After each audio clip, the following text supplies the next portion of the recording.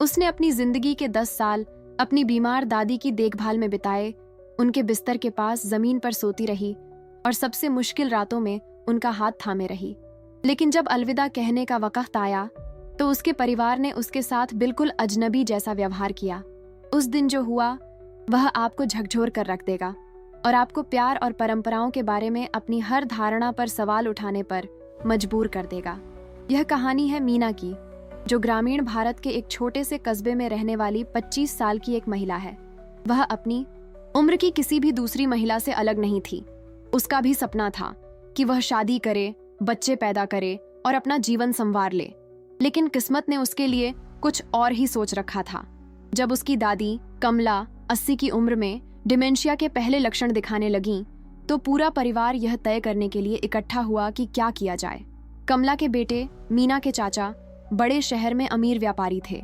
उनकी पत्नियां थीं, बच्चों का पालन पोषण करना था और व्यवसाय चलाना था।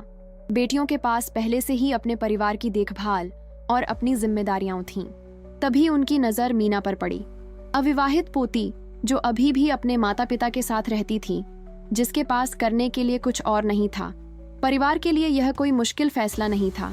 मीना देखभाल करने वाली होगी। उसने बिना किसी सवाल के स्वीकार कर लिया, जैसा कि वह हमेशा करती थी। आखिरकार वह उसकी दादी थी, जिसने उसे तब पाला था जब उसके माता पिता काम पर जाते थे, जिसने उसे सोते समय कहानियां सुनाई थीं, जिसने उसे खाना बनाना, कढ़ाई करना और एक अच्छी औरत बनना सिखाया था। पहले तो यह एक अस्थायी जिम्मेदारी लग रही थी। कमला अभी भी चल सकती थी, सबको पहचानती थी, पुराने दिनों की अनगिनत कहानियां सुनाती थी। मीना को लगा था कि कुछ महीनों में सब कुछ सामान्य हो जाएगा, लेकिन महीने सालों में बदल गए और उसकी दादी की हालत और बिगड़ती गई। धीरे धीरे कमला ने खुद को खो दिया। पहले वह अपने सबसे दूर के पोते पोतियों के नाम भूल गई, फिर अपने पड़ोसियों के, फिर अपने बच्चों के। लेकिन एक चीज थी जो वह कभी नहीं भूली। मीना उसकी छोटी बच्ची थी, उसकी साथी थी, उसकी दिल की बेटी थी। इस बीच मीना की जिंदगी पूरी तरह बदल गई। उसने राजधानी में नर्सिंग की पढ़ाई करने का सपना देखा था, लेकिन आखिरकार वह एक होम नर्स बन गई। उसने इंजेक्शन लगाना, डायपर बदलना और उन बच्चों के लिए खास खाना बनाना सीखा जो अब ठीक से चबा नहीं पाते थे। उसका दिन सुबह 5 बजे शुरू होता था, जब उसे अपनी दादी को पहली दवा देनी होती थी, और रात के 11 बजे खत्म होता था, जब वह आखिरकार कमला को सुला पाती थी। इस बीच कोई ब्रेक नहीं मिलता था। उसे नहाना, कपड़े बदलना, बिस्तर पर पड़े घावों से बचने के लिए व्यायाम करना, खास खाना बनाना, घर की सफाई करना, गंदे कपड़े धोना, और जब भी उसकी दादी बुलाती हमेशा मौजूद रहना पड़ता था। चाची और चाचा महीने में एक बार आते थे, कभी कभी कम। वे महंगे तोहफे लेकर आते, खूबसूरत साड़ियाँ जो कमला कभी नहीं पहनती, गहने जो वह अब खुद नहीं पहन सकती, मिठाइयाँ जो वह अपनी मधुमेह की वजह से नहीं खा सकती। वे घर पर 2 घंटे बिताते, ऊंची आवाज में बातें करते, मानो इससे उनकी दादी उन्हें बेहतर समझ पाएंगी। तस्वीरें लेते और सोशल मीडिया पर पोस्ट करते कि वे कितने समर्पित बच्चे हैं, और फिर चले जाते। वे हमेशा खर्च के लिए थोड़े पैसे छोड़ जाते, मानो उसी से सब कुछ पूरा हो जाता। मीना ने कभी शिकायत नहीं की। जब उसके चाचा चाची पूछते थे कि क्या वह ठीक है, क्या उसे किसी चीज की जरूरत है, तो वह हमेशा यही कहती थी कि सब कुछ नियंत्रण में है। वह उन रातों के बारे में बात नहीं करती थी जब उसकी दादी को बुरे सपने आते थे और वे घंटों चीखती चिल्लाती रहती थीं। वह यह भी नहीं बताती थी कि कमला को बाथरूम ले जाने से उसकी पीठ में कितना दर्द होता था। उसने यह भी नहीं बताया कि दादी की देखभाल में इतना व्यस्त रहने के कारण वह अक्सर खाना भूल जाती थी, इसलिए उसका वजन लगभग 30 पाउंड कम हो गया था। उसने यह भी नहीं बताया कि उसके दोस्तों ने उसे डेट पर बुलाना बंद कर दिया था, उसके चाहने वालों ने उसे छोड़ दिया था, उसकी जवानी ढल रही थी और वह 60 साल की बुजुर्ग जैसी जिंदगी जी रही थी। हालांकि कुछ पल ऐसे भी थे जब सब कुछ समझ में आता था, जब कमला के पास स्पष्ट दिन होते थे और वह मीना का हाथ कसकर पकड़े रहती थी। उसकी आंखों में एक ऐसी स्पष्टता से देखती थी जो बहुत कम देखने को मिलती थी। उन पलों में उसकी दादी ऐसी बातें कहती थीं जो उसकी पोती के दिल में हमेशा के लिए अंकित हो जाएंगी। वह उसे बताती थीं कि मीना उनकी सच्ची बेटी है। बेटे तभी सामने आते हैं जब उन्हें किसी चीज की जरूरत होती है। बेटियां अपनी जिंदगी में बहुत व्यस्त रहती हैं। वह उसे बताती थीं कि मीना अलग है, उसका दिल साफ है, वह दुनिया के सारे आशीर्वाद की हकदार है। और इन्हीं स्पष्ट क्षणों में से एक में कमला ने वह अनुरोध किया जिसने सब कुछ बदल दिया। मानसून की दोपहर थी, बारिश खिड़कियों पर बरस रही थी और वे लिविंग रूम में अकेले थे। कमला अपने खास सोफे पर लेटी हुई थी और मीना हमेशा की तरह उसके बगल में जमीन पर बैठी थी। उसकी दादी महीनों से ज्यादा सतर्क थीं। उनकी आंखों में एक ऐसी चमक थी जो मीना ने बहुत समय से नहीं देखी थी। कमला ने अपनी पोती का हाथ थामा और एक दृढ़ स्वर में, जो उसने बरसों से नहीं बोला था, कहा, मेरी बेटी, जब मेरा समय आएगा तो मैं चाहती हूँ कि तुम ही मेरी चिता को अग्नि दो। तुम ही मुझे सचमुच जानती हो, तुम ही वो हो जो मेरे साथ थी जब कोई नहीं था। तुम मेरी सच्ची बेटी हो। मीना के लिए यह निवेदन एक पवित्र सम्मान पाने जैसा था। हिंदू परंपरा में अंतिम संस्कार में चिता को अग्नि देना किसी भी व्यक्ति की सबसे महत्वपूर्ण और पवित्र जिम्मेदारियों में से एक है। परंपरागत रूप से यह विशेषाधिकार और दायित्व सबसे बड़े बेटे को प्राप्त होता है, लेकिन कमला उससे यह मांग रही थी और वर्षों से चली आ रही इस सच्चाई को आधिकारिक रूप से स्वीकार कर रही थी। मीना ही वह थी जिसने उसकी सच्ची परवाह की थी, जो उसके साथ थी और जो इस अंतिम प्रेम और सम्मान की हकदार थी। मीना ने आंखों में आंसू लिए अपनी दादी का हाथ थामा और वादा किया। उसने वादा किया कि वह अंत तक उनके साथ रहेगी, उनकी अंतिम इच्छाएं पूरी करेगी और यह सुनिश्चित करेगी कि वह सम्मान और प्रेम के साथ विदा हों। यह एक पवित्र वादा था जो दो महिलाओं के बीच हुआ था, जिन्होंने एक दशक तक एक दूसरे के साथ आत्मीयता, देखभाल और बिना शर्त प्यार साझा किया था। साल बीतते गए और कमला की हालत और बिगड़ती गई। वह इस हद तक पहुंच गई थी कि अब वह किसी को पहचान नहीं पाती थी, खुद खाना नहीं खा पाती थी और उसे 24 घंटे देखभाल की जरूरत पड़ती थी। मीना ने दिन में मदद के लिए एक नर्स रख ली थी, लेकिन रातें हमेशा उसकी ही होती थीं। वह अपनी दादी के बिस्तर के बगल में जमीन पर सोती थी, हर आवाज, हर कराह, हर सांस में बदलाव के साथ जागती रहती थी। ऐसी ही एक रात मीना को एहसास हुआ कि उसका अंत निकट है। कमला बेचैन थी, जोर जोर से सांस ले रही थी और ऐसी आवाजें निकाल रही थी जो उसने पहले कभी नहीं निकाली थीं। मीना ने अपने सभी चाचा चाची को फोन किया और बताया कि उन्हें तुरंत आना है, जरूरी है। कुछ अगली सुबह पहुंचे तो कुछ 2 दिन बाद, लेकिन जब तक वे सब आखिरकार इकट्ठा हुए तब तक बहुत देर हो चुकी थी।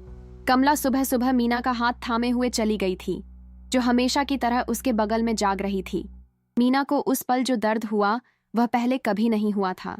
यह सिर्फ अपनी प्यारी दादी का जाना नहीं था, बल्कि उसकी हमसफर, पिछले 10 सालों से उसके जीने का मकसद, उसकी सबसे अच्छी दोस्त का जाना था। ऐसा लग रहा था जैसे कमला के साथ उसका भी एक हिस्सा मर गया हो। वह ऐसे रोई जैसे जिंदगी में कभी नहीं रोई थी। एक ऐसी चीख जो उसकी आत्मा की गहराई से निकली थी, एक ऐसी चीख जिसमें 10 सालों का समर्पण, प्यार और थकान समाहित थी। लेकिन अपने दुख में भी मीना अपना किया हुआ वादा नहीं भूली। जैसे जैसे परिवार अंतिम संस्कार की तैयारी कर रहा था, उसने खुद को मानसिक रूप से उस सबसे महत्वपूर्ण क्षण के लिए तैयार किया, अपनी दादी की चिता को अग्नि देना। यह उसके प्यार का आखिरी प्रदर्शन होगा, कमला की देखभाल करने का उसका आखिरी मौका, यह सुनिश्चित करने का कि वह जिस तरह से चाहती थी उसी तरह विदा हो। अगली सुबह रस्में शुरू हुईं। कमला के पार्थिव शरीर को नहलाया गया, उसकी सबसे खूबसूरत साड़ी पहनाई गई, फूलों से ढका गया और स्थानीय श्मशान घाट ले जाया गया। पूरा परिवार मौजूद था।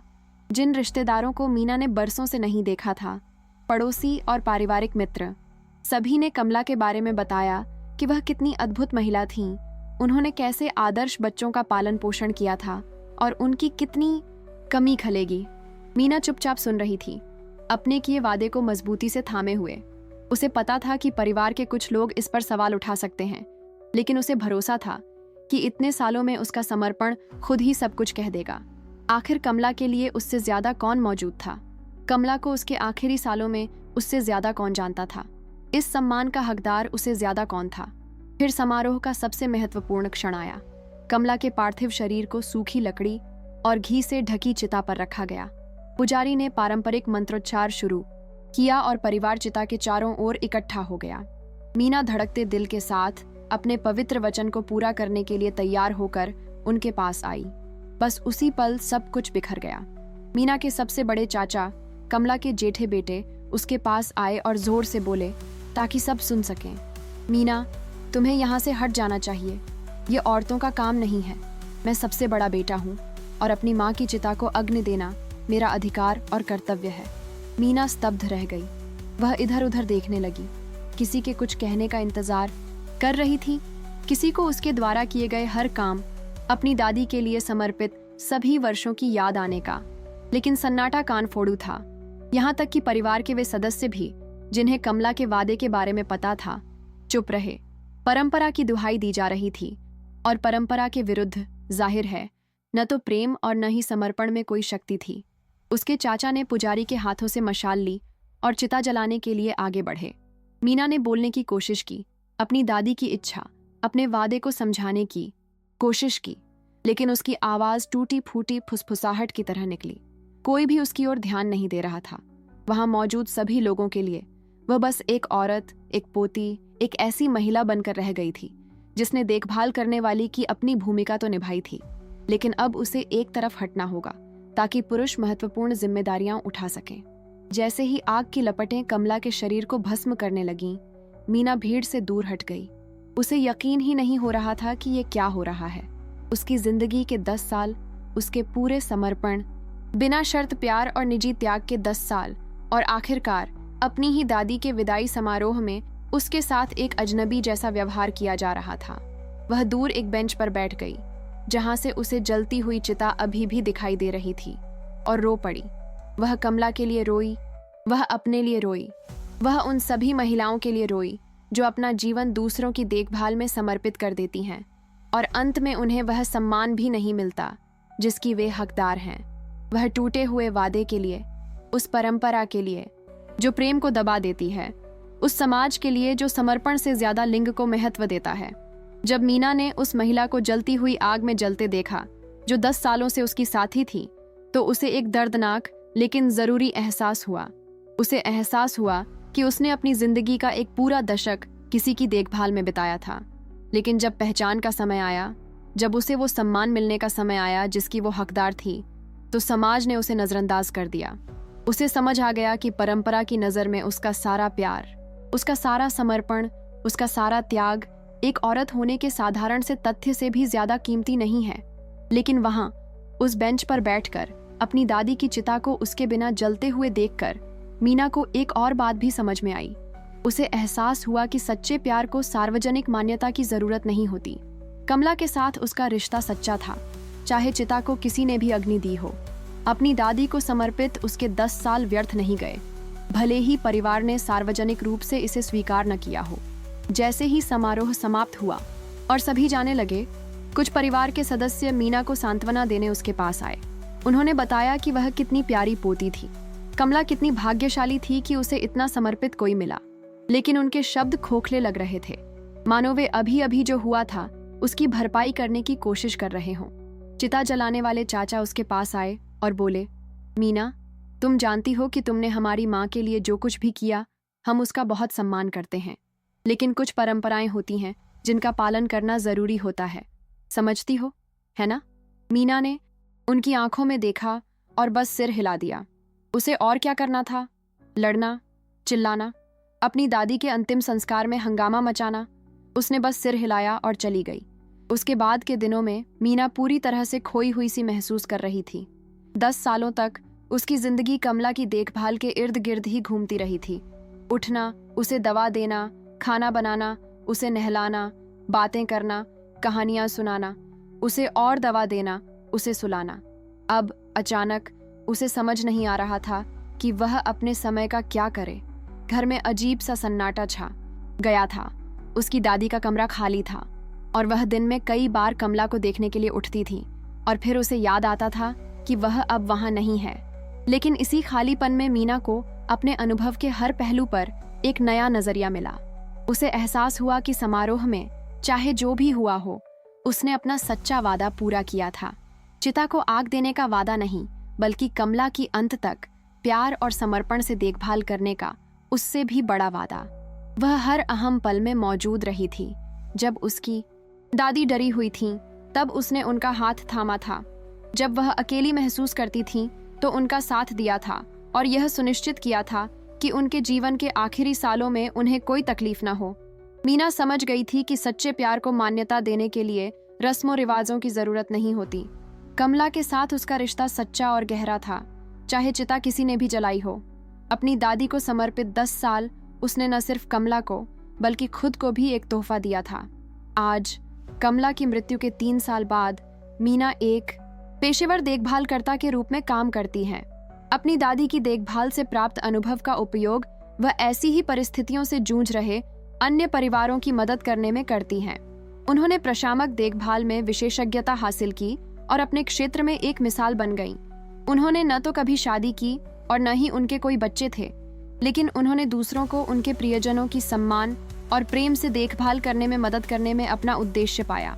वह अब भी रोज कमला के बारे में सोचती है, उसे याद करती है, अब भी भावुक हो जाती है जब वह उन दोनों के बीच हुई बातचीत, अपनी दादी द्वारा सुनाई गई कहानियां और उन सुहावने पलों को याद करती है जब वे एक दूसरे से गहराई से जुड़े थे।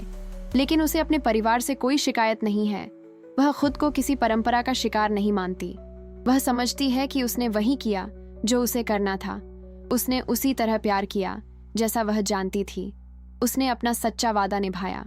मीना की कहानी हमें हमारे समाज, हमारी परंपराओं और प्रेम व समर्पण के हमारे मूल्यांकन से जुड़ी कई बातों पर सवाल उठाने पर मजबूर करती है। वह हमें दिखाती है कि कभी कभी सार्वजनिक मान्यता नहीं मिलती, कभी कभी हमारा समर्पण मौन और अदृश्य होता है, और कभी कभी हमें अपने काम के लिए आंतरिक मान्यता ढूंढनी पड़ती है। लेकिन यह हमें यह भी सिखाता है कि सच्चे प्यार को असली होने के लिए किसी पहचान की जरूरत नहीं होती।